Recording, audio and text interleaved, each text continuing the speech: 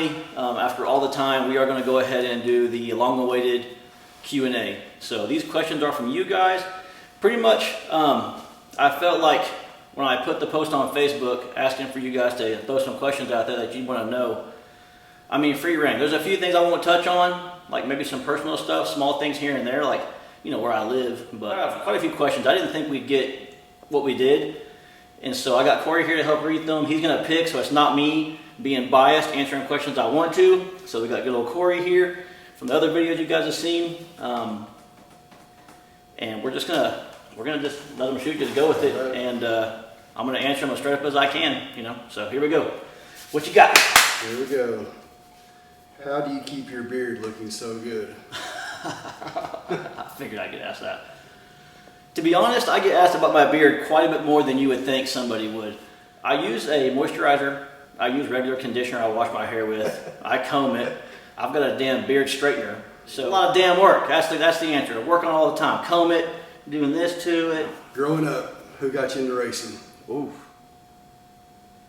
I mean, so I guess it would have to be a toss-up between, there's a guy out there named Dusty, who I love dearly, super good with it. So I consider him my stepbrother. Between him and my dad and my dad's friends and just the stuff I saw as a kid, I think the threshold for most kids running around are like, you know, throwing a ball or have like a wagon. And it wasn't that. My dad had, you know, a motorcycle with no shirt on with a 12-pack and some Marlboros, and I got to sit there and watch him and his buds do stuff like that. And I had that Dusty guy called my brother, was into dirt bikes and skateboards and everything else. So I got the bug at a very young age of going fast. And I think once that gets a hold of you, I don't know if you can get rid of it, because I know I sure as hell can't. Like, I'm stuck. Yeah. On a single run, how much fuel do you burn? Pretty much, I can tell you this. My fuel cell held about 6 gallons there at the end. And after we started the car, street or track, put a little bit of heat in it, rolled up, did a burnout, backed up and made a pass. There might have been 1.5, maybe 2 gallons max. If that. Yeah, so I would say a full, like during just a pass, I don't know, maybe 1.5 gallon. But I think from start up, getting in the water, doing a burnout, backing up, you know, getting in the beams and making a rip, making a full pass, it was, you know, it'd go through the majority of the tank. I mean, 4+ gallons. Yeah, so over 4 gallons, I would say, a shitload. Let's see, approximately how many runs do you get out of a set of slicks? I'm a 20 pass guy. I just figure they can probably go longer. I know bracket guys run slicks till the damn letters fall off the outside of those things. Me, 20 passes, especially if you're doing street stuff. Sometimes you're doing 1 and 2 burnouts or really long burnouts. I'm a 20 run guy. So small tires, it depends on how fast you're going. Like, you know, when I was slower, you can run a set of small tires, you know, 30 passes. When it started getting faster, about 15, you can kind of notice them starting to go away a little bit as far as slicks go. And then same thing in the big tire world. Pretty much 20 runs is where I just capped it. I kind of figured with the money I had in this car and the guys I'm racing, you know, slicks are expensive, but compared to everything else, they're not that bad. And why pinch cost for something that important when you got a car that's got, you know, endless money in the damn thing? So 20 runs, about 20 passes, I change tires. How fast are the cars going in the 8th mile on the show? I'm assuming the street. It depends on the street. I've seen big tire cars on extremely crappy roads. We've gone low 5s. And I've seen us on good roads. I'm not going to bullshit you. I've seen some 430s. I've seen some 430s at over 175 quite a few times on the street on good roads. So I mean, this shit's getting out of hand. Some of these cars are flying. I think I've probably been throwing the chutes and still. Oh yeah. I think I've got some GPS from me going like 168 on the street, I believe. So I mean, you know, pretty damn quick. I mean, even some of the small tire cars, they're getting, some of those guys are flying. There's some, you know, I would say on this show, you know, I don't want to give ETs away, but I would say guys on our show, I've seen cars go 430s, I've seen cars go 530s. So that's kind of the window you'd be in, depending on the road and all that good stuff. Yeah, on the street. On the track. The track, I don't want to give people's numbers away. So, but fast. Come on. How do you feel about the direction of no prep racing? Has it gone the last 2 years versus how it was in the first 2 years? Are the changes positive? So I would say I think it's grown a ton, and it's kind of getting away from being small town tracks to being big town tracks. And I think guys at Money are starting to think this is actually cool, and they want to compete. Yeah, they want to compete for some of the big payouts. When I first started doing no prep stuff, for like the first couple of years, I was in the semis and finals at like every race I went to, and I was back on small tires. Because a lot of guys really weren't, going crazy fast doing this stuff. So I think it's a positive thing. But the biggest difference from when I first started no prep racing to no prep racing now is these venues we had the races at before were scraped, bare, terrible tracks. I mean, they were slippery. So you could have a 5.0 car or like a 480 car, and if you could get down a bare-ass, terrible, awful, slippery, dirty, dusty track that some cow had been on the weekend before, grazing across the damn thing, you could go rounds. I was good at that. I would go rounds. Now, some of these tracks they go to are massive NHRA tracks and stuff like that. And these guys aren't going to let you come in there a week before when they've got national, huge divisionals and big races are going to be there, and let you scrape their track bare so they can sit there for another week trying to get the rubber back down and the glue back down for the cars that are going to come back that go fast that pay for prep races. So, I think that's the biggest difference is before it was bare, shitty, dirty, crap hole, surfaces.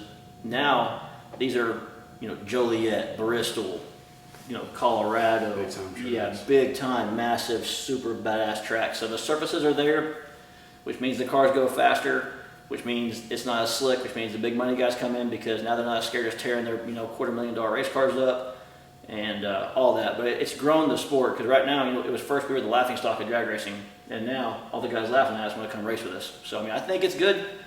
As long as it's growing, we got places to race. I'm in. What is your favorite tire size? I'm assuming small tire or big tire? I was always on the street, so I was a 28.5, 10.5 guy. I'm not going to lie though, man, for the most part of my racing career, I was 29.5, 10.5 Hoosiers. And I know a 28, 10.5 Mickey's a bad bitch, and the fastest cars in the world are on those tires, as far as the small tire slick game goes. But I was 29.5, 10.5 Hoosier, and then I went to the 28, 10.5 stuff, and of course radios are killer. Anyone in the small tire world, the radios are badass. But that's where I'm at in the small tire game. The big tire stuff, man, I've ran all of them. I know which ones you like. You're thinking Go Letter, aren't you? Yeah. So we tried all the different tires, and tires are kind of like a, how does it fit to a car? It's kind of like, there's not a tire for a car. It's kind of like a personality thing. Like you like blue or black.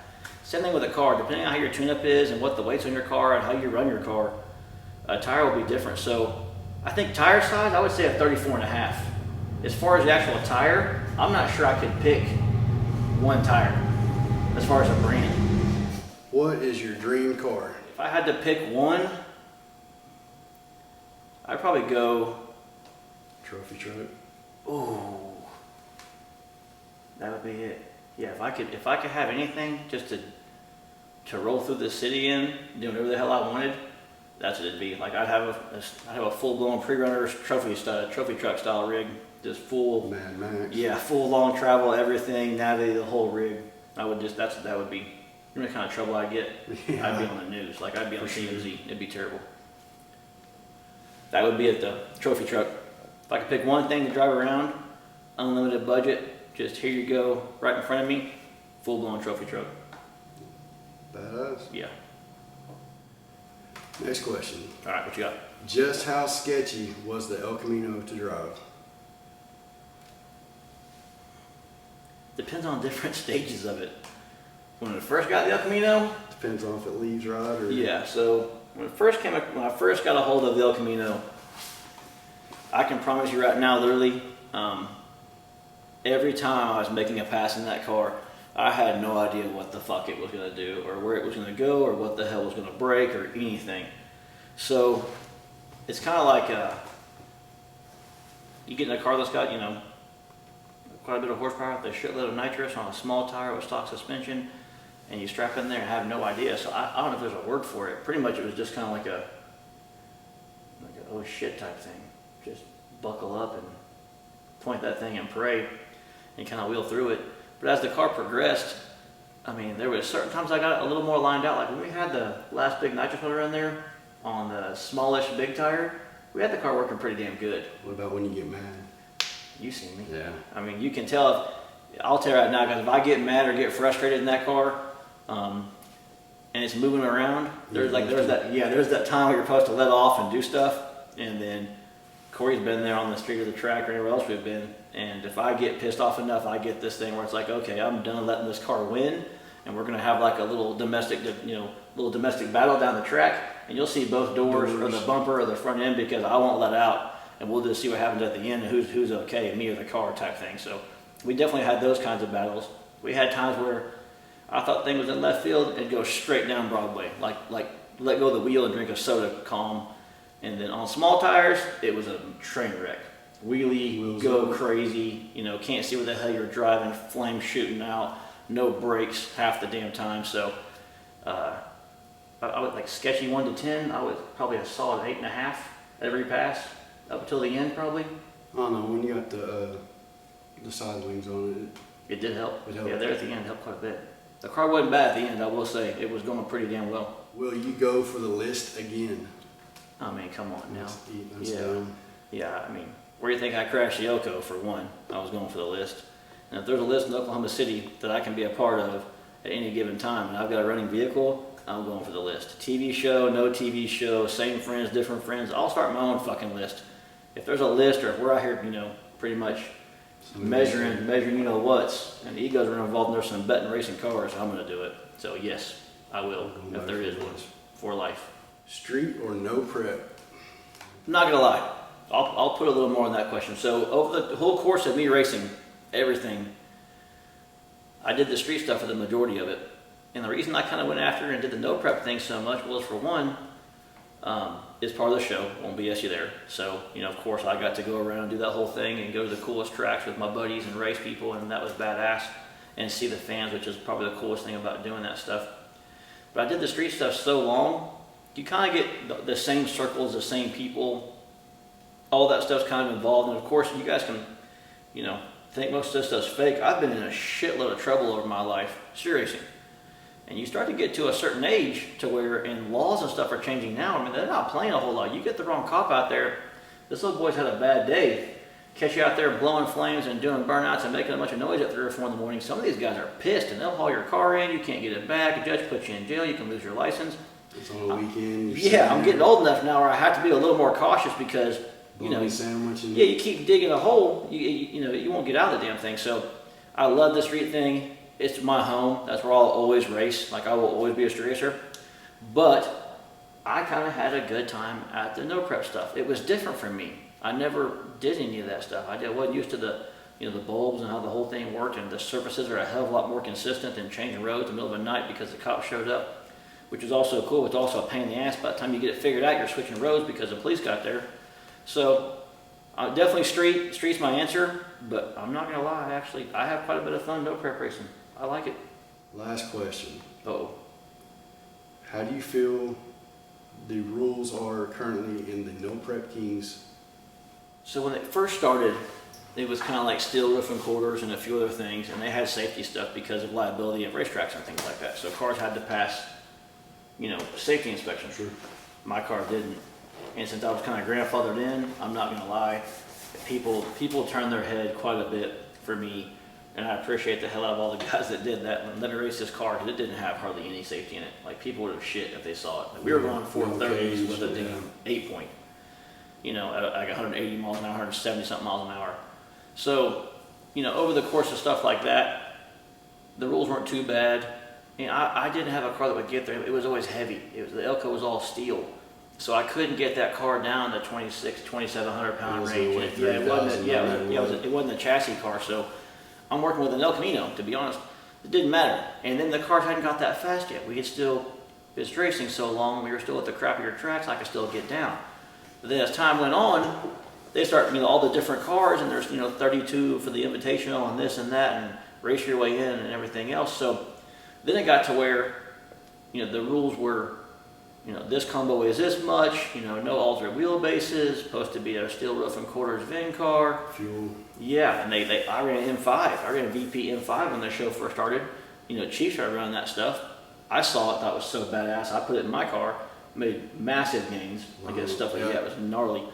Did all that, and everything wasn't too bad, and I still hadn't got the car lined out. As I tried to get more competitive and upgrade the car and find some horsepower and make some upgrades, then they start changing the rules, and I'm not going to lie. I'll just tell you guys this. So right now, I had a Brad Hemi in the Elko when I crashed it. So towards the end of last season, there was a Brad Hemi in the El Camino. With 94s or bigger, you're limited at 98mm turbos. I had a set of Precision Gen 2 Pro Mod 94s. My car had to be 3,050 pounds because I had a billet-headed, billet-block Brad Hemi with 94s. 88s, I could lose 50 pounds, I believe. Might have been 100. I could lose 50 pounds, I think.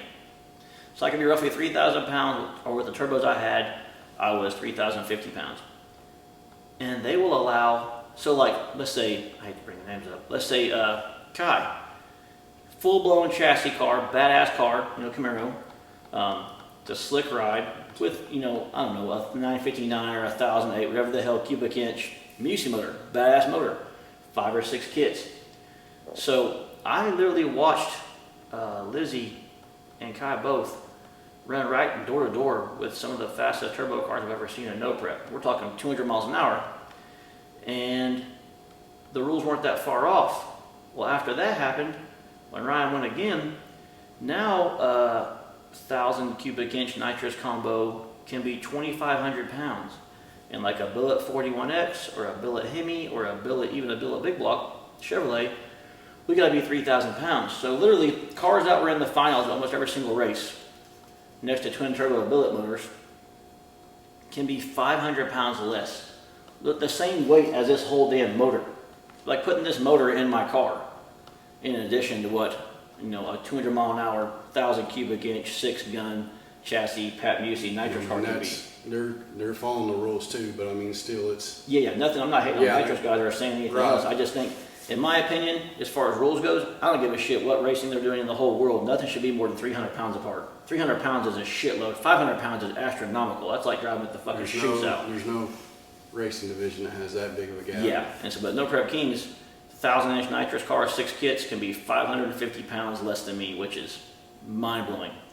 So you're going to see a lot of cars probably steer away from the turbo game and change some stuff up, and probably see some nitrous cars, because 500 pounds, that's some numbers. Like you can, those things are making 3,000 wheel. Like they're not punks. Those nitrous cars are bad bitches these days.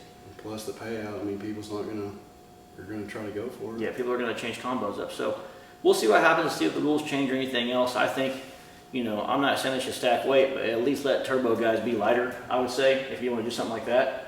Because at 3,000 pounds, you're going to break hard parts. Like rear ends are not going to live. You know, everything, you're going to strain shit to go that fast. If it's a legit all steel, like Joe. Yeah, another thing. Yeah, Dave. a factory firewall, factory floor, legit real car compared to a chassis car. Like, why do I got? You know, it didn't matter. It's just a motor combo into the rules. And then if they tried to make it all the way it should be, it wouldn't have mattered. We couldn't have got the car lower. Well, it'd be pages. Like the rule book could be massive.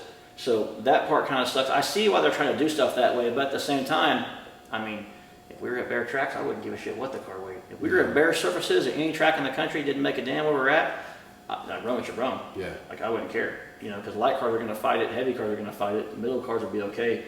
It'll be a tuner's game at that point. The track comes around, the more passes you get on it. Yep. And then the fast cars are still going to be there, and if not, maybe you'll get lucky. The draw will matter, but. So that's my deal. I mean, I'm not sure I can complain about the rules.